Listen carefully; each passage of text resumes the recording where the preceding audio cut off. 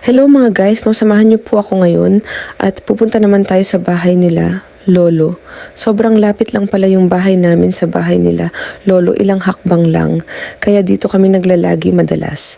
Naabutan ko si Lolo na naghihimay ng dahon ng talbos ng kamote. Ito saw yung uulamin nila ngayong hapunan. Sakto lang daw ito at kahapon ay puro karne dahil sa dami ng bring home na dala ni Lola. Ngayon naman ay nag-crave sila ng gulay at gusto humigop ng mainit na sabaw. May mga nababasa daw si mama ng mga comments kung ano ba daw ang nangyari sa kanya. Ba't daw siya nagkaganyan? 3 years ago po nung nagsimula ito, tugma po ngayong buwan ng Agosto. Fiesta po yun sa amin nang magsimula siyang makaramdam ng kakaiba sa kanyang mga paa. Noong bata pa kasi sila mama ay pagpepedicab ang hanap buhay niya at minsan napapakyaw daw po sila sa paghahakot ng buhangin.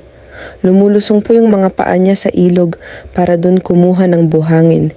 Galing sa pagpapadyak sa umaga, napapawisan yung mga paa niya at pagod, tapos sa hapon lulusong sa tubig ilog para manguha ng buhangin. Kaya baka daw po pasma ang dahilan kung bakit daw po siya nagkaganito.